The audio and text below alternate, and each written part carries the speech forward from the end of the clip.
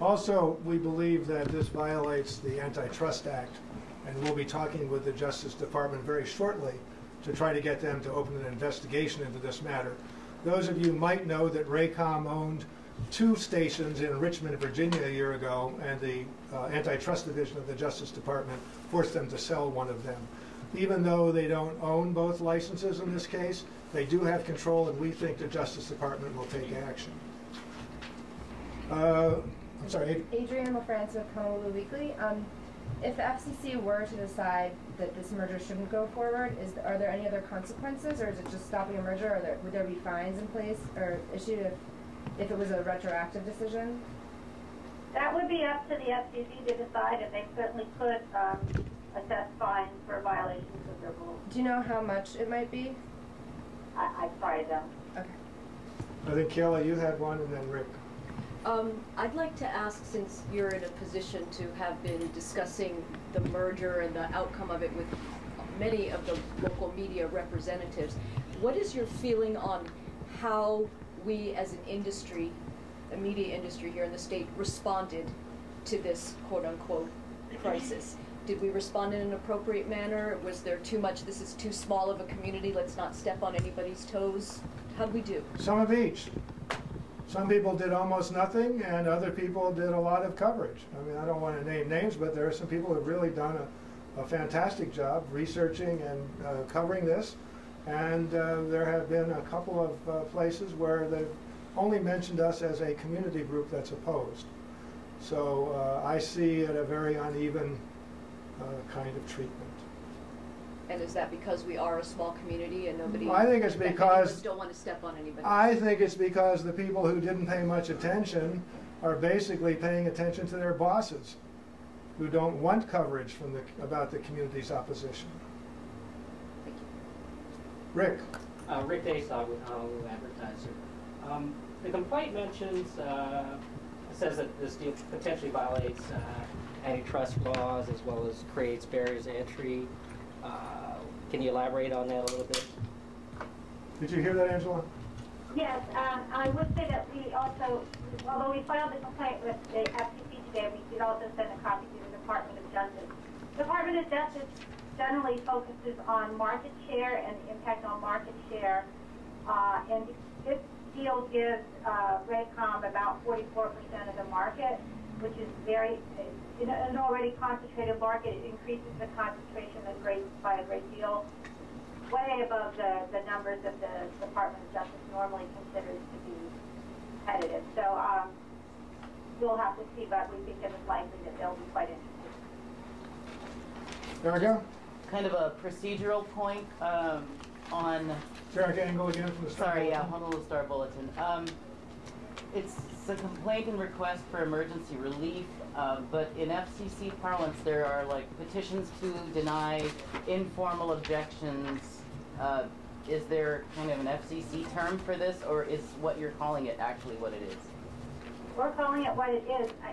Had they filed an application, we could have filed a petition to deny, but right now there is no application to oppose. So there are rules, like they're cited at the very end of the petition, that give the FCC authority to issue this order to show cause, and that's what we're asking. I see. I'm not even sure there's been applications about moving transmitters and points of origin and things, because I try to follow the FCC's website on those matters, and I'm not fantastic at it, but I haven't seen any applications of that sort, and yet we know work is already being done in that direction. Other questions?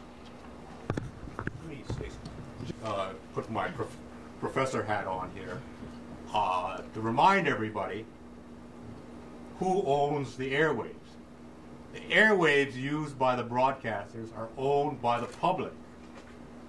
The people like Raycom and MCG are licensees.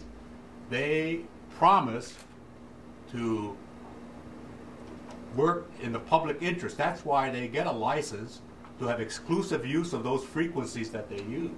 So they have an obligation to all of us. We're the public. And I think that point needs to be underscored here, that the airwaves do belong to the public. They belong to all of us here. And the law recognizes that by making, by saying that if there is some problem or perceived to be a problem, that we are the eyes and ears of the FCC. We perceive a problem in licensees not serving the public interest, and it's up to us to sound the alarm. And that's exactly what we're doing here. But again, you know, I want to emphasize that the business of being a broadcaster is not a private business. They are private businesses that make money off of the public airwaves. And so we, all of us here, all of you out there, all of us have an interest in how those airwaves are used or abused. Thank you. Dan Mosensall from County TV.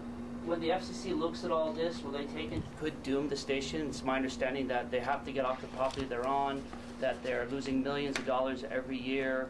Could that factor in the FCC's decision, given the current economic climate, or do they just rule strictly on the rule of the law and not look at those extenuating circumstances?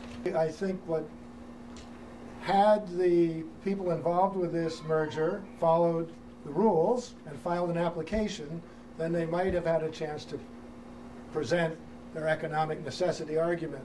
But they didn't. They just went ahead as if, trust us, we know what we're doing and you don't.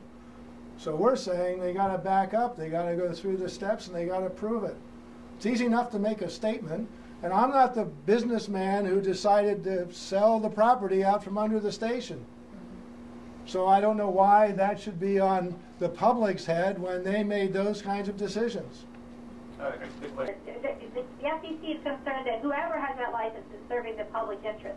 It doesn't really matter who owns the license as long as they're serving the public interest. So if they can't make money, then fine, they should sell it. Or give it back and let the FCC auction it off to somebody that wants the license and wants to provide independently produced programming. Wayne's the executive with the Newspaper Guild of Hawaii. The Hawaii Newspaper Guild. I would just point out that it was just 10 years and a few days ago that